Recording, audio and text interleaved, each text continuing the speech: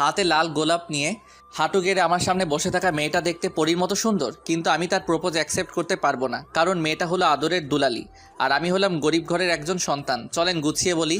সকালবেলায় গোসল করে বাহিরে আসতেই শুনলাম ফোনটা বাজতেছে, তাই তাকিয়ে দেখি মায়া। সাথে সাথে রিসিভ করলাম। ওই, তোর এতক্ষণ লাগে ফোন ধরতে? কই ছিলি তুই? আসলে গোসল করতে গিয়েছিলাম। ও হুসেন, তুই কি আজ ভার্সিটিতে আসবি? কেন? আজকে কত তারিখ তা তোর মনে নেই? আজকে 14ই ফেব্রুয়ারি, মানে ভালোবাসা দিবস, ভ্যালেন্টাইন ডে। হুম। আর আজকে তোকে একটা কথা বলবো, তুই চলে আয় তাড়াতাড়ি। কেন, ফোনে বলো। না, তুই আয়, সামনাসামনি বলবো। ওকে। আমি রেডি হয়ে চলে গেলাম আব্বুর দোকানে। চলুন গল্পের পরিচয় পর্বটা শেষ করে ফেলি। আমি আনোয়ার হুসাইন, এবার ভার্সিটিতে পড়ি, পরীক্ষার্থী, মধ্যবিত্ত ঘরের একজন সন্তান। দেখতে হয়তো স্মার্ট, কারণ লোকে তাই বলে। বাবার ছোট একটা মুদির দোকান আছে, যেটা মোটামুটি ভালোই চলে, তাই আমার লেখাপড়ার পাশাপাশি সংসারটাও চলে যায়। তাই আমি এতদূর পর্যন্ত পড়ালেখা করতে পেরেছি। বাবা মায়ের একমাত্র সন্তান, আর আমাকে ঘিরে তাদের সব স্বপ্ন। তাই আমাকে যে করেই হোক ভালো রেজাল্ট করতে হবে। আর যে আমাকে ফোন দিয়ে এতক্ষণ কথা বলল তার নাম সুমাইয়া আক্তার মায়া। বাবা মায়ের টাকার অভাব নেই, তাও আমার মতো একটা ছেলের বেস্ট ফ্রেন্ড। আমি মাঝে মাঝে ভেবে পাই না, কলেজে ফাইনাল পরীক্ষায় ওর সাথে আমার সিট পড়েছিল, তারপর একজন আরেকজনের সাথে ভালো বন্ধুত্ব হয়ে যায়, তারপর দুজনেই একই ভার্সিটিতে অ্যাডমিশন নিয়ে নেই। আর তুষার আমার ছোটোবেলার বন্ধু, ওদের অবস্থাও খুবই ভালো। শুধু আমারই অবস্থা খারাপ, তারপরেও আলহামদুলিল্লাহ। তাও কি আর করার, মায়া অনেক জেদি। যা চাই তাই দেওয়া লাগবে, না পেলে পৃথিবীটা উল্টে রেখে দিবে। যা চাইবে তাই পাবে। ওর সাথে বন্ধুত্ব করে ভুল করেছি। একবেলায় না খেলে জোর করে খাওয়াবে, বেশি রাতে অনলাইনে থাকলে মেসেঞ্জারে ঝাড়বে, আর কোনো মেয়ের সাথে কথা বলতেছি দেখলেই সারছে। সব সময় ওর মনের কথাগুলো আমার সাথে শেয়ার করবে, আর সারা দিন ফোন দিয়ে জ্বালাবে। আর যা চায় আমার কাছে আমাকেও দিতে হয় বাধ্য হয়ে। এগুলো গল্পের পরিচয়। এবার গল্পে চলুন। বাবার কাছ থেকে হালকা কিছু টাকা নিয়ে বাসে করে ভার্সিটিতে চলে গেলাম। বাস থেকে নামতেই তুষারের সাথে দেখা। কিরে, আজকে আসতে এত দেরি হলো যে? আরে বলিস না, রাস্তায় অনেক জ্যাম, তাই আসতে একটু দেরি হলো। তোকে কতবার বলেছি আমার সাথে চলে আসতে, কিন্তু তুই কি করিস, বাসে আসিস? আরে বোকা, তুই এত কিছু বুঝবি না। আমার মতো হলে তারপর সব বুঝতি। শালা, আমি কি তোর থেকে আলাদা? না, আছে, সব বাদ দিয়ে চল ক্লাসে। আজকে ক্লাস করবি? কেন? আজকে ইলুইলু দিবস, আর আমাদের কোসি খুকা ক্লাস করবে। আব্বে চুপ কর আর চল ক্লাসে যাই। ক্লাসে না গিয়ে চল, মায়া পাঠিয়েছে তোকে নিয়ে যেতে। কোথায়? সবাই যেখানে বসে আড্ডা দেয়, ক্যান্টিনে। ও আজকে ফোন দিয়ে বলেছিল কি যেন বলবে, চল যাই। বলে তুষারকে নিয়ে চলে গেলাম ক্যান্টিনে। ক্যান্টিনে ঢুকেই নজর গেল নীল শাড়ি পরে বসে থাকা পরীর দিকে। চমৎকার সেজেছে আজকে, দেখতেও বেশ মায়াবী চেহারা মায়ার। তাই ওর কাছে গিয়ে বললাম, কিরে তুই নাকি কি বলবি বলেছিলি? সোজা হয়ে দাঁড়া আগে, তারপর বলবো। এবার বল। মায়া কোনো কথা না বলে একটু হাঁটু ভেঙে বসে পড়ল। তারপর পিছন থেকে একটা লাল গোলাপ বের করে আমার সামনে ধরে বলল, আই লাভ ইউ হুসাইন। আমি অবাক হয়ে গেলাম ওর কথা শুনে। কি বলল ও আমাকে ভালোবাসে? দেখে তো হয়তো সুন্দর হতে পারি, তবে মায়া এখনও জানে না চেহারা দিয়ে যে জীবন চলে না। কি বলবো কিছুই বুঝতেছি না। সবাই তাকিয়ে আছে আমাদের দিকে। আমি কিছু বলছি না দেখে তুষার হালকা করে টোকা দিল। কিরে, কিছু বলছিস না কেন? মায়া ওঠ, সবাই তাকিয়ে আছে। না, তুই আগে রিপ্লাই দে। ওঠ, তারপর বলতেছি। আগে বল, তারপর উঠবো। তুই উঠে বাহিরে আয়, তারপর তোর উত্তর দিব। বলেই লাজুক চোখে তাকিয়ে ওর সামনে থেকে বাহিরে চলে গেলাম। মায়া আর তুষার আমার পিছন পিছন ভার্সিটির বাগানের একটা বড় গাছের নিচে গিয়ে দাঁড়ালাম। এবার আমার প্রশ্নের জবাব দে। মায়া পিছন থেকে বলে উঠল, মায়া আমাকে কিছু প্রশ্নের উত্তর দিবি? বল। আমার কথা শেষ হওয়ার আগ পর্যন্ত কোনো প্রশ্ন করবি না, ওকে? আচ্ছা বল। আচ্ছা, প্রতিদিন তুই কত টাকা খরচ করিস বলতো? তুই এই কথা কেন জিজ্ঞেস করছিস? তোকে না বললাম যে কোনো প্রশ্ন না করতে? আচ্ছা, এবার বল তোর প্রতিদিনের খরচ কত? এই তো 30-40 হাজার টাকা মাত্র। আর দেখ আমার পকেটে মাত্র 577 টাকা। আচ্ছা তুই চলাচল করিস কি দিয়ে? বম। আর আমি চলাচল করি পাবলিক বাস দিয়ে। হুম, তো তুই এসব আমাকে বলছিস কেন? তোকে বলছি কারণ তোর সাথে আমার ভালোবাসার সম্পর্ক হয় না, কারণ আকাশ আর জমিন কখনোই এক হয় না। আমি তোর ফ্রেন্ড হওয়ারও যোগ্য না, তবে ভাগ্যক্রমে হয়ে গেছি। কিন্তু এখন তুই যে সম্পর্কের কথাটা বলছিস না, সেটা কখনো হওয়া সম্ভব না। আমি তোর কথা বুঝতেছি না। না বোঝার কি আছে, দেখ আমি সাধারণ আর তুই অসাধারণ, তাই তোর আর আমার মাঝে বন্ধুত্ব থাকাটাই বেশি হয়ে যায়। আর তুই এখন ভালোবাসিস বলছিস। দেখ না, তুই এমনটা করতে পারিস না আমার সাথে। আমি তোর সাথে কিছুই করতেছি না, সব ভাগ্যের খেল। আর ভাগ্য হয়তো চাই না আমি কাউকে নিয়ে স্বপ্ন দেখি, কারণ আমি মধ্যবিত্ত। দেখ, তুই কি তা নিয়ে আমার কোনো সমস্যা নেই, আমি শুধু তোকে চাই। দেখ পাগলামি করিস না, যা বাসায় যা, গিয়ে ঠান্ডা হয়ে নে, তারপর আস্তে আস্তে সব ঠিক হয়ে যাবে। তুষার এতক্ষণ দাঁড়িয়ে শুধু আমাদের কথা শুনতেছে আর নির্বাকের মতো আমার দিকে তাকিয়ে আছে। না, কিছুই ঠিক হবে না, তুই ছাড়া কিছুই ঠিক হবে না আমার। তুষার, ওরে একটু বোঝাতো প্লিজ। তুষার এবার হিলকিল করে হাসতে লাগলো। আমি আর মায়া কিছুটা অবাক হয়ে ওর দিকে তাকালাম। মায়া, তুই সত্যই একটা বোকা। হুসাইন হয়তো তুই ঠিকই বলেছিস, তবে মায়া তার বোকামির কারণেই আজ এমন পরিস্থিতি হয়েছে। কি বলতে চাইছিস তুই? আমি অনেক কিছুই বলে দিতাম যদি হুসাইন এখানে না থাকতো। মানে? মানে কিছুই না। এখন চল বাসায়। মায়া, তুমিও বাসায় যাও, পরে দেখা হবে।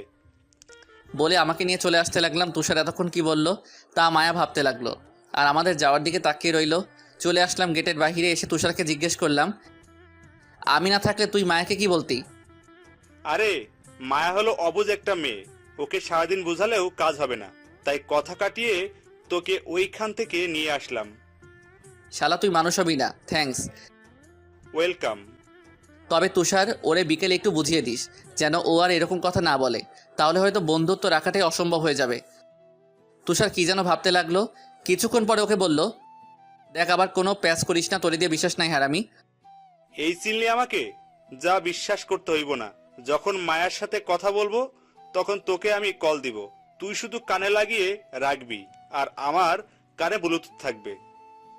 ওরে হারামি, ঠিক আছে। তারপর তুষার বাসায় নামিয়ে দিয়ে চলে গেল। আমি গোসল করে খাওয়া দাওয়া করে দুপুরে পরে হালকা একটু ঘুমিয়ে নিলাম। বিকেলে ঘুম থেকে উঠে তুষারকে কল দিলাম।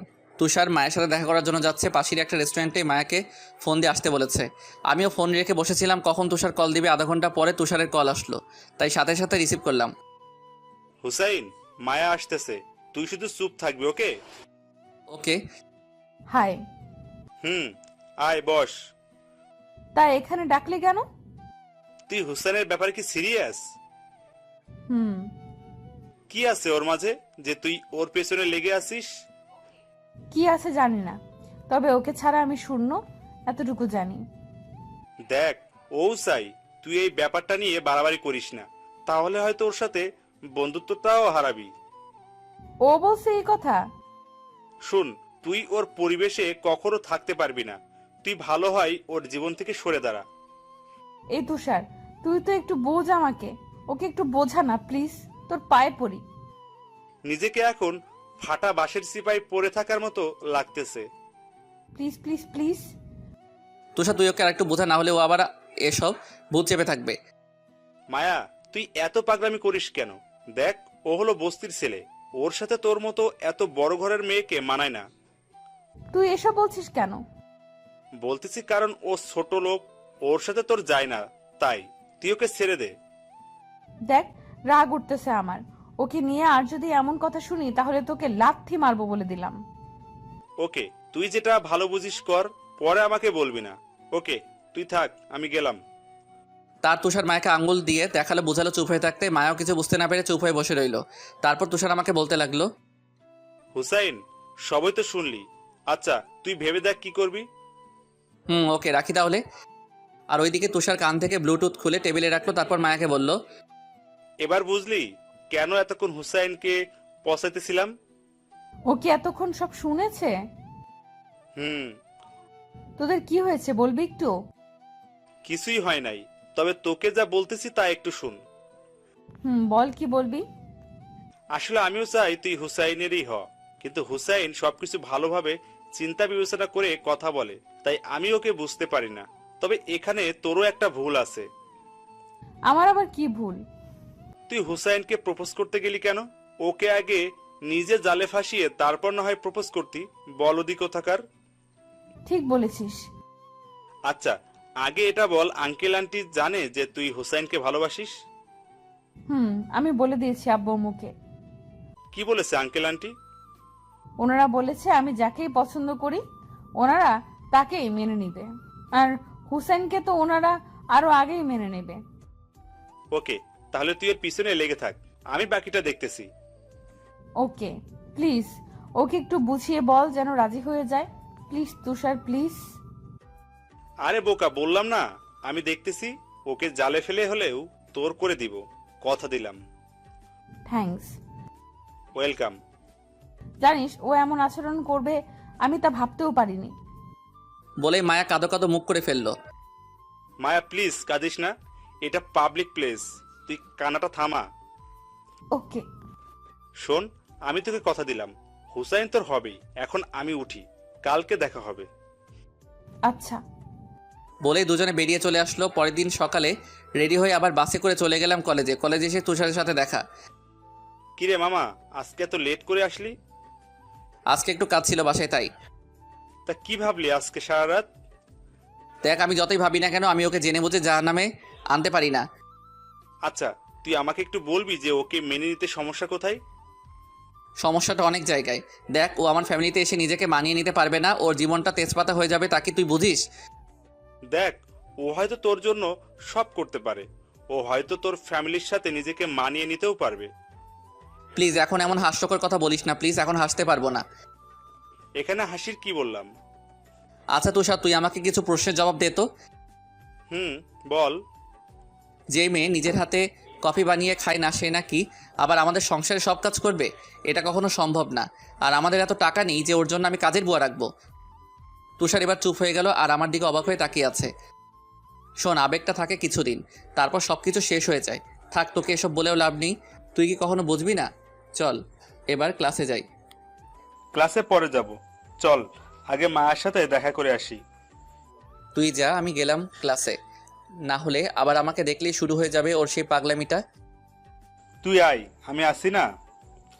ওকে চল। বলেই দুজনে চলে গেলাম বাগানে, কারণ মন খারাপের সময় মায়া এখানেই এসে বসে থাকে। গিয়ে দেখি ও পুকুরের দিকে মুখ করে বসে আছে, তাই পিছন থেকে তুষার ডাকলো মায়াকে।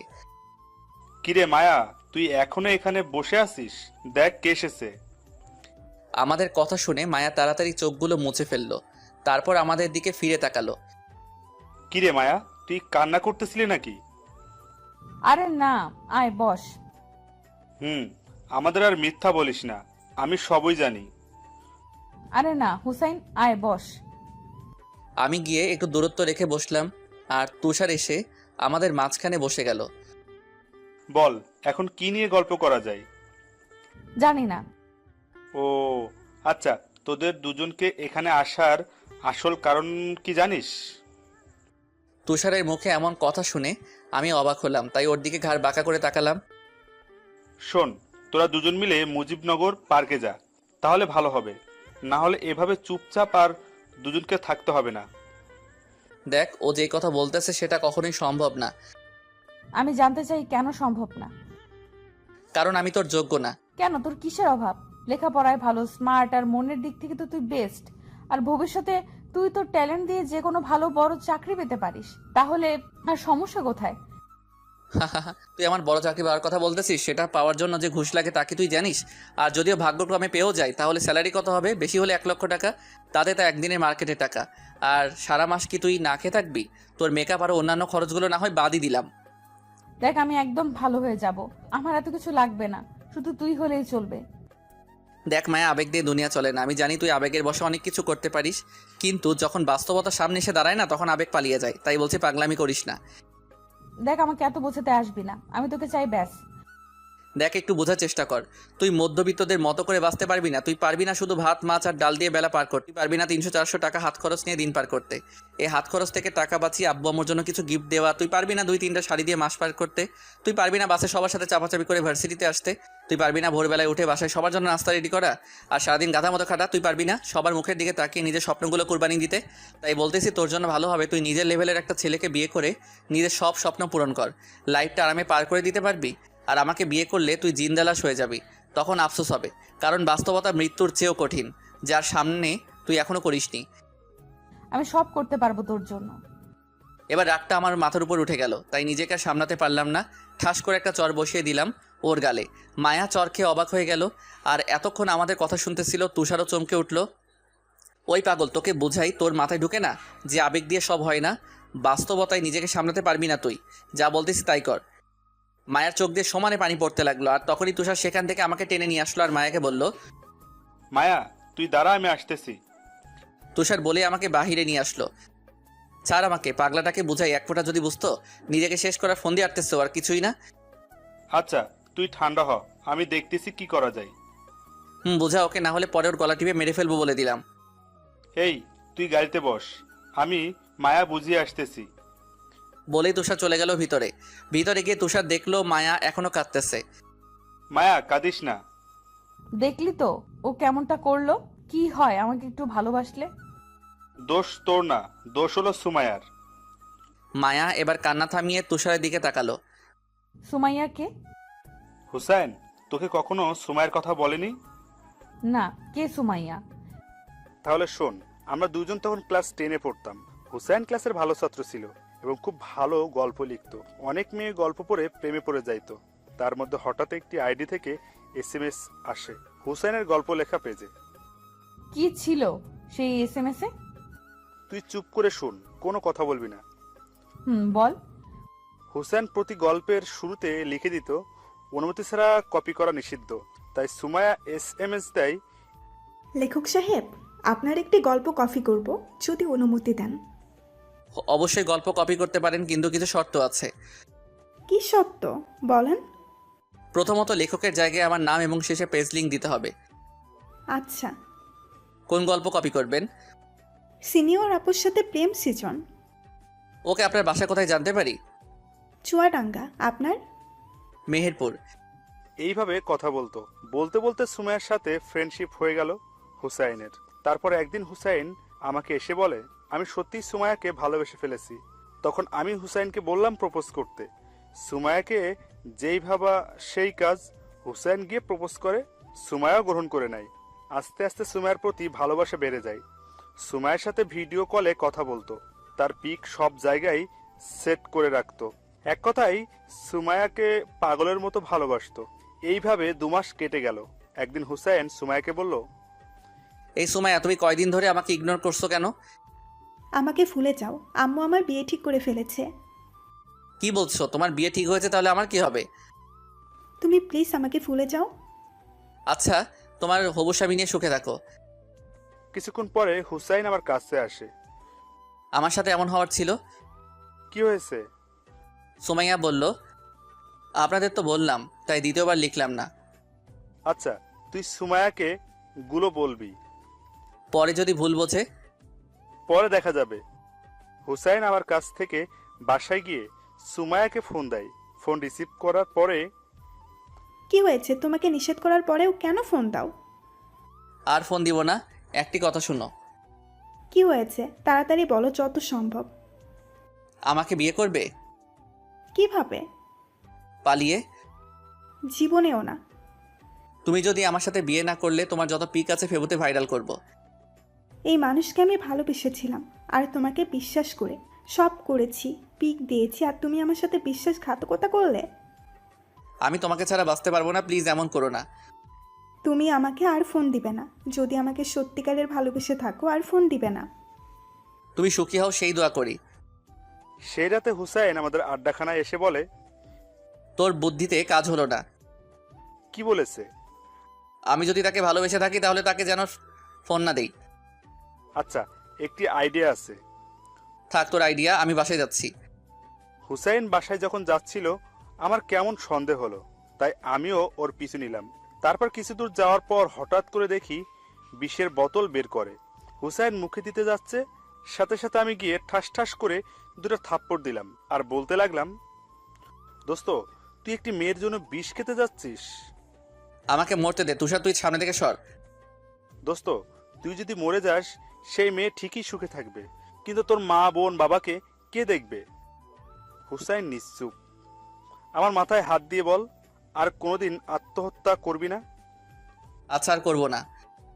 এই ছিল হুসাইন আর সুমায়ের প্রেম কাহিনী। বুঝতে পারলে মায়া? এখন আমি কি করব বল।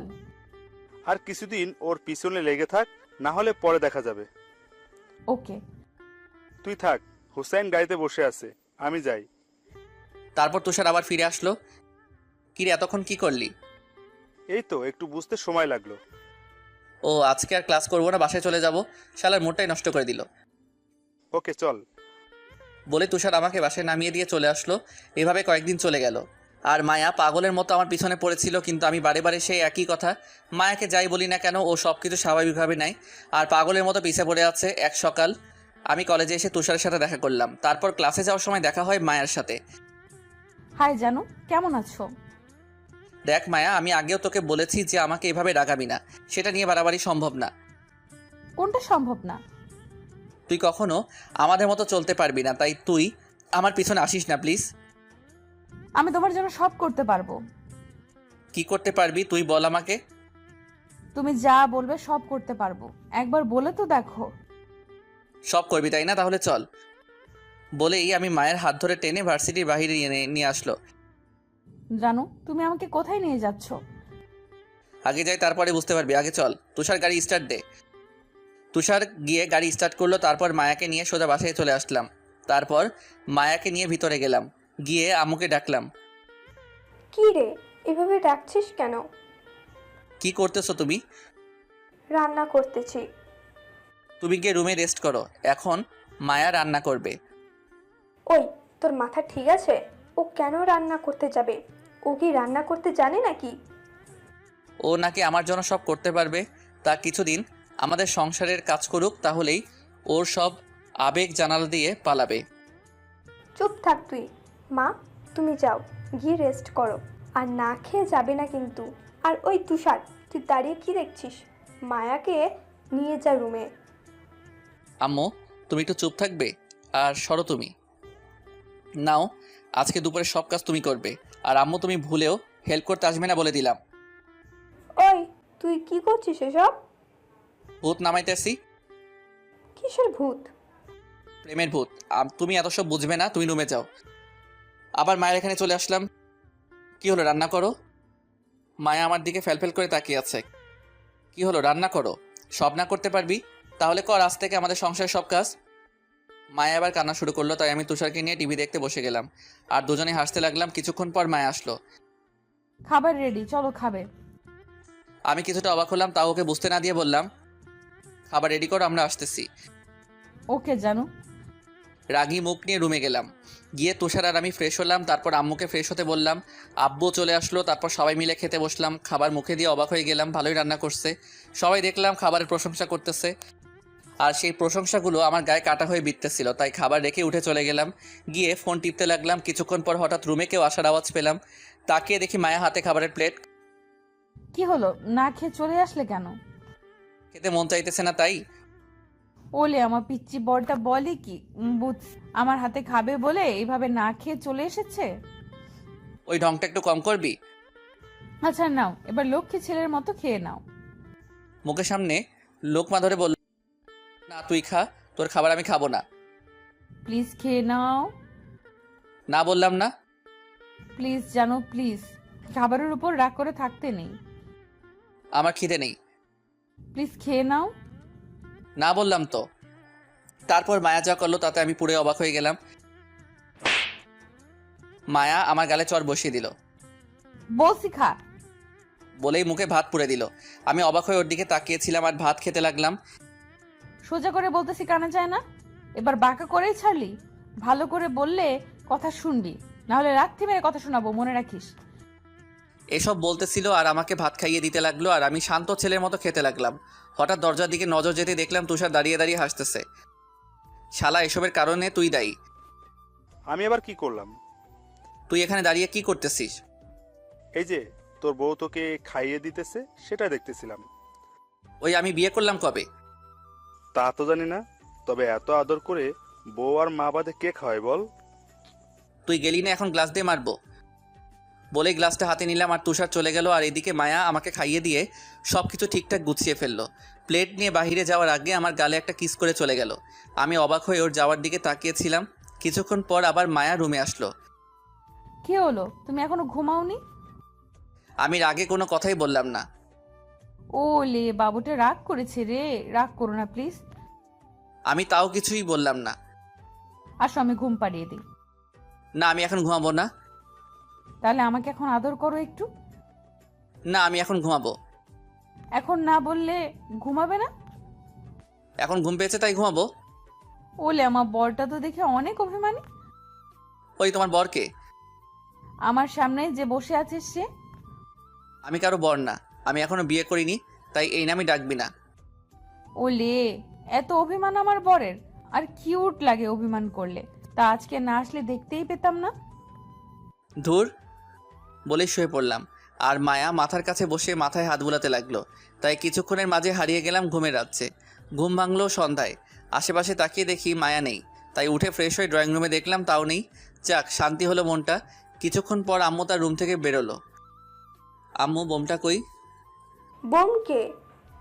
মায়া কই? মায়া তো চলে গেছে। তাই নাকি? কখন? অনেকক্ষণই তো হলো। যাক, বুঝছে তাহলে। আপদ বিদায় হয়েছে। ওই, তুই মেয়েটার সাথে এমন করলি কেন? আম্মু, তুমি এত... এখন আবার কে এলো? দেখো গিয়ে। হুম। বলে আম্মুকে দরজা খুলে দিল। দরজা খুলতে আমি চমকে গেলাম। মায়া এসেছে, তাও হাতে ব্যাগ আর টেডি বিয়ার নিয়ে। মনে হয় একবারের জন্য চলে এসেছে। আরে মা, আয় আয়। বলেই বাসায় ঢুকে গেল। ওই, তুই আবার আসলি কেন? এটা এখন আমার বাড়ি। আমার যখন মন চায় তখন আসবো, তাতে তোমার কি? এটা তো আমার বাড়ি, তোর হলো কবে থেকে? যা তোমার তাই তো আমার, কারণ তুমিই তো আমার স্বামী। দেখ মায়া, তুই কিন্তু বাড়াবাড়ি করছিস। তুই চুপ থাক। ওকে, আমিও দেখবো তুই এখানে কিভাবে থাকিস। ওকে। আমি রাগ করে বেরিয়ে গেলাম বাসা থেকে। ফোন দিলাম তুষারকে। কিরে, তুই কই? বাসায় কেন? এখনই মুজিবনগর পার্কে আয়, কথা আছে। কিছুক্ষণের মধ্যেই তুষার চলে আসলো। তারপর ওকে সব খুলে বললাম। তো এখন কি করবি? আঙ্কেল আন্টির কাছে যাব, ওনাদের বুঝিয়ে বললে ওনারা গিয়ে ওকে নিয়ে আসবে। ওকে, যেমন তোর ইচ্ছা। চল, এখনই যাব। এখন? চল। ওকে। বলেই দুজনে চলে গেলাম মায়াদের বাসায়। আঙ্কেল কেমন আছেন? ভালোই। তা তোমার কি খবর? এতই তো ভালোই, তবে আপনার সাথে আমার কথা আছে। কি কথা বলো? আঙ্কেল, মায়া এসব কি শুরু করেছে? আর আপনারাও ওকে কিছুই বলতেছেন না? তুমি জানো না ও কি রকম? ওর বোঝানোর মতো কেউ আছে নাকি? অন্য ব্যাপারে হলে ওকে ছিল, কিন্তু এটা তো ওর লাইফের প্রশ্ন। এখন না বললে কি হবে? ও যা করতেছে তাতে ভুল কি? আপনিও এই কথাই বলতেছেন? দেখো, আমার মেয়ের ভালো সে নিজেই বুঝে, তাই এখানে আর আমরা কি বলবো? তাই বলে মেনে নাও মায়াকে। আমরা আমাদের সব সম্পত্তি তোমার নামে লিখে দিব। তুষার ওঠ, বুঝে গেছি কামারের দোকানে কোরআন পড়ে লাভ নেই। বলে চলে আসলাম সেখান থেকে। তারপর আবার সেই পার্কে এসে বসলাম। আচ্ছা রে, তুই কি বলতো, মেনে নে মায়াকে। আরে তুই একই কথা বলতেছিস? কি সমস্যা বল আমাকে। আরে আবেগ পরে এসব করতেছে, কিছুদিন পর শেষ হয়ে গেলে তখন সব সমস্যা শুরু হবে। এসব কিছুই হবে না, ও তোকে মন থেকে ভালোবাসে। না, এটা ওর আবেগই। তুই দেখতে থাক, আরো কিছুদিন পার হলে দেখবি ওর সব কিছু শেষ হয়ে গেছে। ওকে দেখ তুই, তবে আমি শিওর ও তোর জন্য সব করবে আর তোকে পেয়েই ছাড়বে। তোরও মাথা নষ্ট হয়ে গেছে, এখন চল বাসায়। বলেই তুষার আমাকে বাসায় নামিয়ে দিয়ে সে চলে গেল। আসতে এত লেট হলো যে? এমনি। আর তুই এখনো এই বাড়িতে কি করছিস? এমনি। আমার উত্তর আমাকে রিপ্লে করছিস? ভালো। এখন তাড়াতাড়ি এসে ফ্রেশ হয়ে নাও। খাবে? না, আমার খিদে নেই। খেতে আয় বলছি। আসতেছি। আর দেখি মায়া হাসতেছে। কিছু না বলে চলে গেলাম ভেতরে। আমি বুঝি না ওর পাগলামিতে সবাই এভাবে সায় দিতেছে কেন। ওরা পাগল না, আমি পাগল, এটাই বুঝতেছি না। এসব ভাবতে ভাবতে ফ্রেশ হয়ে আসলাম। মায়া রুমে আসলো, এসে আমার পাশে বসে পড়লো। কি সাহেব, আজকে এত কিউট লাগতেছে কেন আপনাকে? পাম দিস না প্লিজ। সত্যি বলতেছি, সত্যি আজকে মাশাল্লাহ। সরে বসে এখান থেকে, আমার মাথা ব্যথা করতেছে। তাহলে তুই শুয়ে পড়, আমি তোর মাথায় মলম দিয়ে দিচ্ছি। লাগবে না, তুই যা তাহলেই হবে। ওকে, তবে রাতে পালাবা কই জানো? রাতে পালাবো কেন? কারণ রাতে তুমি আর আমি এক খাটে থাকবো। কি তোর মাথা ঠিক আছে? ঠিক আছে। তাই তো রাতে আমি আমার স্বামীর সাথে এক খাটে থাকবো। মায়া এদিকে আয়। কেন? আয় না প্লিজ। বল। আমার পাশে বসে গেল। মায়া, তুই না লক্ষ্মী মেয়ে, এমন পাগলামি কেন করতেছিস? দেখ, তোকে তোর থেকে বেশি আমি বুঝি, তাই তোর ভালোর জন্যই বলতেছি। একটা ভালো বড়লোক ছেলে দেখে বিয়ে করে সুখের সংসার কর, আর এতে তোর ভালোই হবে। আমি আমার ভালোটা বুঝি, তাই প্লিজ আমাকে জ্ঞান দিতে এসো না প্লিজ, জানো? মায়া, তুই আমার কথাটা রাখ প্লিজ। ওই, তুই গুরুজনদের মতো এইভাবে বলছিস কেন? দেখ, আমি জানি এটা তোর আবেগ, তাই আবেগটা সামলা, আর তুই নিজেও একটু চালাক হ। বোকামি করে পরে জীবনটা শেষ হবে তোর। আমার হবে তাতে তোমার কি? এখন চুপ থাকো, না হলে কিস দিয়ে মুখ অফ করিয়ে দিব, বলে দিলাম। ওকে, কিন্তু আমাকে পাবি না, এটা বলে দিলাম। আচ্ছা, আমিও দেখবো তুমি কিভাবে নিজেকে ধরে রাখো। ওকে। মায়া ঢ্যাং ঢ্যাং করে রুম থেকে বেরিয়ে গেল, আর আমি মোবাইলটা হাতে নিয়ে টিপতে লাগলাম আর গান শুনতে লাগলাম। কিছুক্ষণ পর মায়া আবার আসলো। জানো, খাবে না? না, বাহির থেকে খেয়ে এসেছি। মিথ্যা বলো কেন? আমি জানি তুমি আজকে আমাদের বাসায় গিয়েছিলে, সেখান থেকে মুজিবনগর পার্কে গিয়ে টাইম পাস করে বাসায় চলে এসেছো। তোকে এসব কে বললো? অর্ধেকটা আব্বু আর অর্ধেকটা তুষার। ও, আমার পেটে ক্ষুধা নেই? আসবি তুই নাকি আবার মারতে হবে, কোনটা? যাব না আমি, যা তুই। তুই যাবি না তো 14 গোষ্ঠী যাবে। বলে কলারে ধরে টান দিয়ে খাট থেকে নামিয়ে নিচে চলে গেল। মায়ের সাহস দেখে আমি অবাক হলাম। কি সাহস মেয়েটার! তাও খেয়ে দিয়ে উপরে চলে আসলাম। কিছুক্ষণ পর মায়া হাসতে হাসতে রুমে ঢুকলো আর আমার পাশে বসে গেল। কি হলো, এভাবে হাসছিস কেন? আমার বাবুটা রাগ করেছে আমার উপর, তাই না? তুই যা অন্য রুমে, আমি এখন ঘুমাবো। আমি যাব কেন? তাহলে তুই থাক, আমি গেলাম। বলে বাহির হতে যাব, তখনই মায়া আমার হাতটা ধরে ফেললো। কই যাও চান্দু? তুই থাক, আমি গেলাম পাশের রুমে। বউ থাকবে এক রুমে আর স্বামী থাকবে আরেক রুমে, তা তো হবে না। বলে একটানে খাটে ফেলে দিল, তারপর ওর ওড়না দিয়ে আমার হাত পা বেঁধে ফেললো। ওই, তুই হাত পা বাঁধলি কেন? তুমি যেন অন্য রুমে না যেতে পারো। তোর মতলবটা কি বলতো? পাগলটার বুকে মাথা রেখে ঘুমাবো। ওই, আমি পাগল? তুমি আমার পাগল আর আমি তোমার পাগলি। ছাড় আমাকে, আমি কারোর পাগল হতে পারবো না। আজকে কোনো ছাড়াছাড়ি নেই, একেবারে সকালে ছাড়বো তোমাকে, কলিজা। দেখ, পাগলামি করিস না। পাগলামি করে ভালোবাসা হয় না। কিভাবে ভালোবাসতে তা আমি ভালোভাবে জানি। আচ্ছা, আমি অন্য রুমে যাব না, এবার বাঁধনটা খুলে দে। ওয়াদা দে যে বাঁধন খুলে দিলে তুই আমাকে তোর বুকে মাথা রেখে ঘুমাতে দিবি আর অন্য রুমেও যাবি না। আচ্ছা, ওয়াদা দিলাম। আরও একটা ওয়াদা দিতে হবে।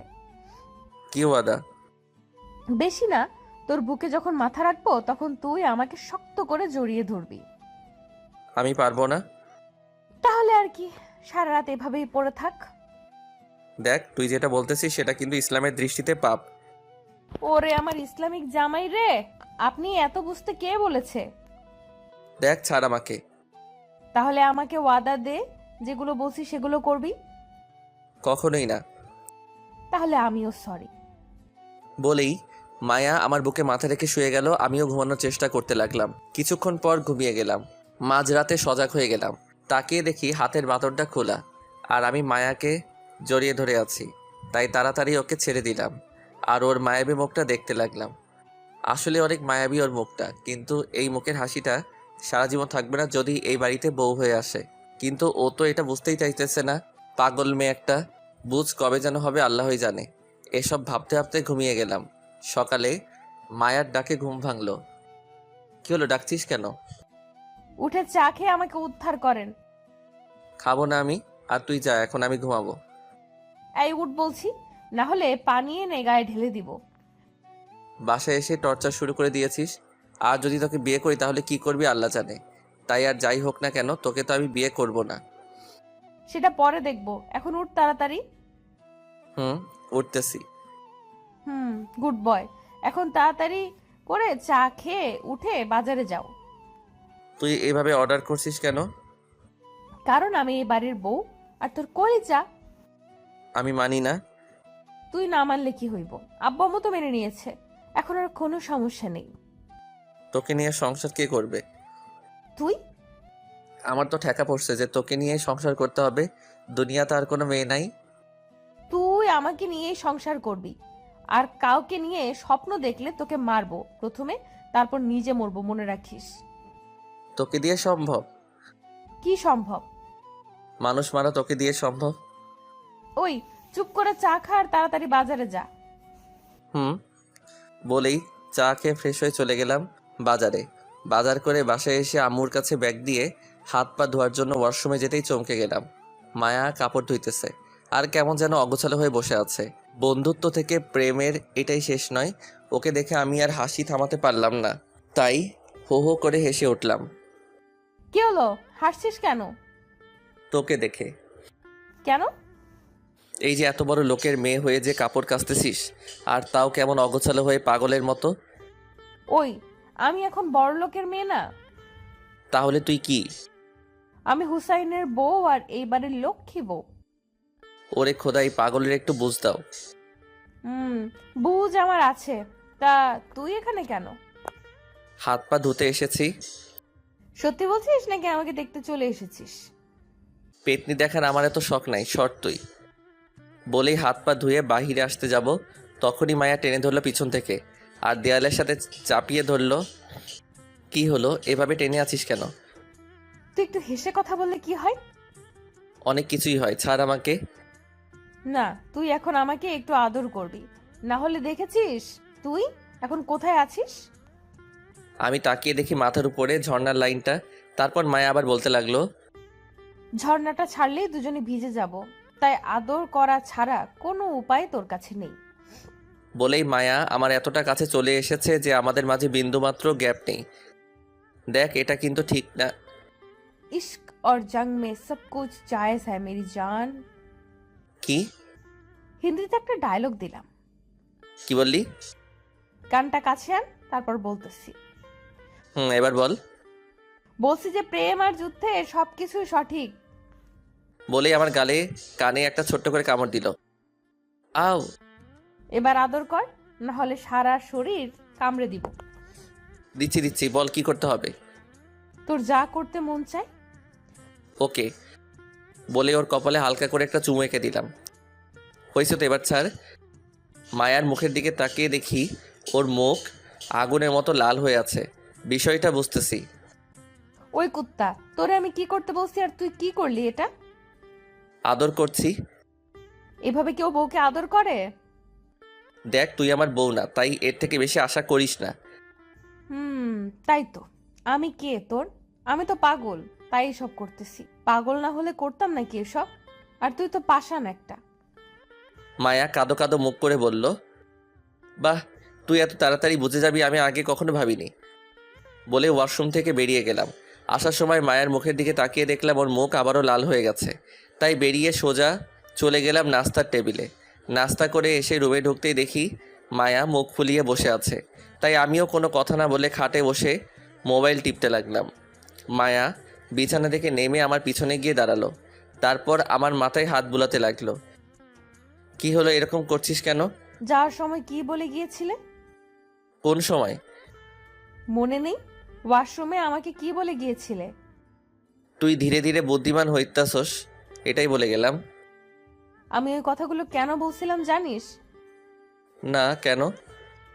কারণ এগুলো বললে তোর একটু মায়া হবে আর তুই আমাকে সিম্প্যাথি দিবি, কিন্তু তুই তুই তো একটু দরদও দেখালি না।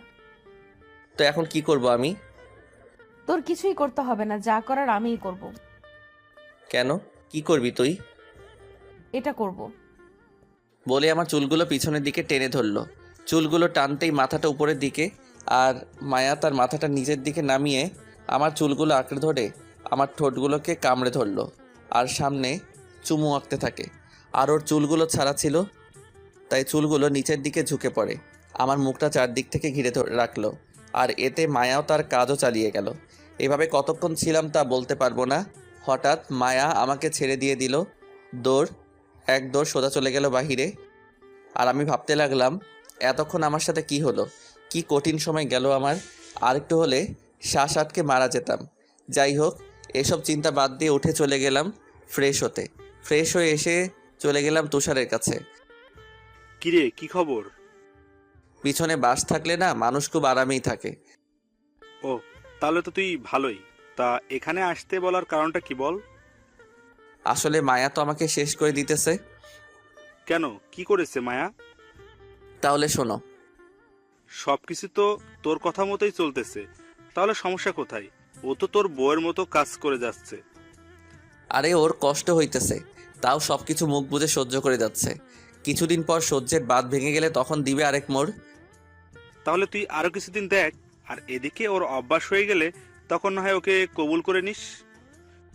ওকে বলেই ওর থেকে বিদায় নিয়ে বাসায় চলে আসলাম। এভাবে চলে গেল কিছুদিন। পরীক্ষা শেষ করে একটা কোম্পানিতে চাকরি করি। আর এদিকে মায়াও আমাদের ঘরের একটা মেয়ে হয়ে গেছে। সব চলাচল আমাদের মতোই, কিন্তু কেন জানি ওকে মেনে পারতেছি না। এক সকালে, কিরে, আর কত ঘুমাবি? তুই আসলি কখন? সবার সাথে আসছি। তা উঠ, সবাই তোর জন্য অপেক্ষা করতেছে। কিসের? আজকে তোর আর তানাহানা বিয়ে, তাই তো সবাই এসেছে। উঠ তাড়াতাড়ি। তোর মাথা ঠিক আছে? আমি মায়াকে বিয়ে করব? আবে উঠ, তুই করবি তোর 14 গোষ্ঠী করব। মায়াটারে ফাও আর কত খাটাবি? এবার তো মেনে নে। মায়া কই? ওর সাথে আমার কথা আছে। তুই বস, আমি ওকে পাঠাচ্ছি। আমারে ডাকছিলি? দেখ, আমি এই বিয়েটা করতে পারবো না, কারণ আমি চাই না তোর একটু পাগলামির জন্য তোর লাইফটা নষ্ট হয়ে যাক। আমাকে বিয়ে করলে তোকে সারাদিন কাজ করতে হবে। আর যদি তুই এসব পাগলামি বাদ দিয়ে ভালো কোনো ছেলেকে বিয়ে করিস, তাহলে সেখানে তোর কথাই সব চলবে। দেখ, পাগলামি না করে এবার একটু বুঝতে শিখ, নাহলে সারা জীবন তোকে পস্তাতে হবে। তাই বলতেছি, যা গিয়ে বিয়েটা আটকে দিয়ে নিজের মতো করে বাঁচ। আর এই কয়েকদিনে তুই বুঝতে পেরেছিস যে মধ্যবিত্ত লাইফটা কত কষ্ট। দেখ, আমি কিসে খুশি তা কি তুই আমার থেকে বেশি বুঝিস? মায়ার চোখগুলো ছলছল করতেছে।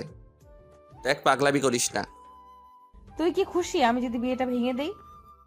হুম। ঠিক আছে। মায়া বলেই চলে গেল। কিছুক্ষণ পর তুষার রুমে আসলো।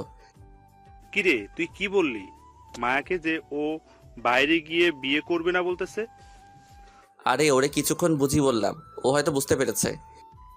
তোর কথাই ঘাবলা আছে রে। কোনো ঘাবলা নেই, সবই তোর মনের ভুল। আচ্ছা, তুই থাক, আমি গেলাম।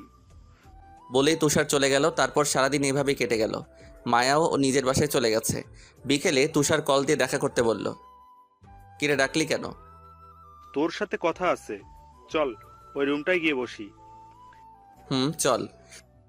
বলে ওর সাথে একটা রুমে ঢুকলাম। রুমে ঢুকতেই ও দরজাটা লাগিয়ে দিল। আর তখনই কয়েকজন লোক মিলে আমাকে উড়াধরা মারতে লাগলো।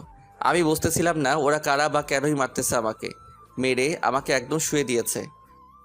শালা, ভালোভাবে এতদিন বলছি, কথা কানে নেস নাই। এখন কেমন লাগে বল? তুষার, তুই এভাবে আমাকে মারতে পারলি? কালকে মায়েদের বাসায় যদি বিয়ের প্রস্তাব না পাঠাবি, না হলে একেবারে জানে মেরে ফেলবো। যদি নিজের ভালো চাস তাহলে এখনই ফোন করে মায়াকে বিয়ের কথা বল। মেয়েটা না খেয়ে সারাদিন কাঁদতেছে, তাই এখন যেই মারগুলো দিলাম সেগুলো তার প্রতিশোধ। এবার ফোন বের কর আর ফোন দে মায়াকে। দিতেছি। বলেই পকেট থেকে ফোন বের করে ফোন দিলাম মায়াকে। কি হলো, আবার ফোন দিলি কেন? বিয়ে করবি আমাকে? কি? বিয়ে করবি আমাকে? কিন্তু তুই তো সকালে না করে দিলি আমাকে। ওইসব কথা বাদ, এখন বল বিয়ে করবি কিনা। তুই যখন বলবি তখনই হবে বিয়ে। বল, কখন বিয়ে করবি আমাকে? পরশু। সারাদিন খেয়েছিস কিছু? তুই খেয়েছিস? এখন কয়েকটা খা, না হলে আমাকে আরও খেতে হবে। কি খেতে হবে তোকে আরো? তুই জেনে কি করবি? তুই খাওয়া দাওয়া করে বিয়ের জন্য রেডি হ। আচ্ছা। বলেই ফোনটা কেটে দিল। নে, হয়েছে এবার? তবে আরো একটা কথা। কি কথা? বিয়ের ঠিক 3 মাসের মাথায় যদি সুখবর না আসে আমার কানে, তাহলে আবার তোকে এমন আপ্যায়ন করা হবে, বুঝলি? মানে মায়াকে স্ত্রীর মর্যাদা দিতে হবে, বুঝছিস? তাহলে এবার চল ডাক্তারের কাছে, মারগুলো হজম করাতে হবে। তারপর কয়েকজন ধরে নিয়ে ডাক্তারের হালকা চিকিৎসা করিয়ে বাসায় দিয়ে আসলো। দেখতে দেখতে বিয়েটা হয়ে গেল। সবাই অনেক খুশি, শুধু আমি বাদে। না জানি ভবিষ্যৎ কি হয় আমার জীবনে। চিন্তা শুধু একটাই, মায়া আবার বিরক্ত না হয়ে যায় এই মধ্যবিত্ত লাইফটাতে। কি যেন হয় আমার জীবন, উপরালাই জানে। আসলে মায়াকে আমিও ভালোবাসি, তবে হারানোর ভয়ে কোনো কিছু স্বাভাবিকভাবে ভাবতে পারি না। মধ্যরাত্রে এসব ভাবতেছিলাম ছাদে দাঁড়িয়ে, তখনই পিছন থেকে আব্বু ডাক দিল। কি হলো? এত রাতে বাইরে কি করো? ওমা ঘরে একা একা, যাও ঘরে যাও। বলেই নিচে চলে আসলাম। রুমে ঢুকে দরজা লাগিয়ে দিলাম। পিছনে ফিরতেই মায়া আমাকে নিজের সব শক্তি দিয়ে জড়িয়ে ধরলো। ভালোবাসি হুসাইন, তোকে নিজের থেকেও বেশি ভালোবাসি। আমিও বাসি, তবে কোনোদিন ছেড়ে যাবি না তো? ছেড়ে যাব, তবে জীবন থাকতে না, মরার পর যাব। তারপর মায়াকে কোলে করে বিছানায় নামিয়ে দিলাম আর ওর দিকে তাকিয়ে রইলাম। কি হলো, এভাবে তাকিয়ে আছিস কেন? এমনি। আদর করবি না আমাকে? হুম। তাহলে তাকিয়ে না থেকে এখানে আয়। বলেই মায়া আমাকে একটানে শুইয়ে দিল। তারপর যা হলো আমি বলতে পারবো না, কারণ আমি এখনো সিঙ্গেল। তাই কিভাবে আদর করতে হয় আমি জানি না। যারা বিয়ে করেছেন বুঝে নিয়েন। তাদের সাথে 1 ঘন্টা পরে মায়া আমার উপরে উপরে শুয়ে আছে, আর আমি মায়ার মাথায় হাত বুলিয়ে দিতেছি। একটা কথা বলবো হুসাইন? বলো। তুই তো বিয়ে করবি না বলে সকালে না করে দিয়েছিলি, তা বিকেলে আবার রাজি হলি, কারণটা কি বলতো? ওই কথাটাই আর বলিস না। ওই বিকেলে তুষার আমাকে ফোন দিয়ে ডাকে। তারপর সব বললাম মায়াকে। কি? ও আমার জামাইরে মারছে, রাখ, ওর এখনই খবর নিতেছি। বলেই মায়া তুষারকে ফোন দিল। ওই, তুই হুসেনরে মারলি কেন? সোজা কথায় কাজ হয়েছিল না, তাই আঙুলটা একটু বাঁকা করছিলাম আর কি। আর তোকে না ওয়াদা দিছিলাম যে কোনোভাবেই হোক না কেন হুসাইনকে তোর করে দিব। যা করার করছো, এখন থেকে আর কোনো কিছুই করবি না। এখন থেকে ও শুধু আমার, যা করার আমিই করবো, ওকে, বুঝছত? Good night and happy married life. বলেই ফোনটা কেটে দিল। Good night. তারপর আমাকে জড়িয়ে ধরে ঘুমিয়ে গেল মায়া। আমিও আস্তে আস্তে হারিয়ে গেলাম ঘুমের রাজ্যে।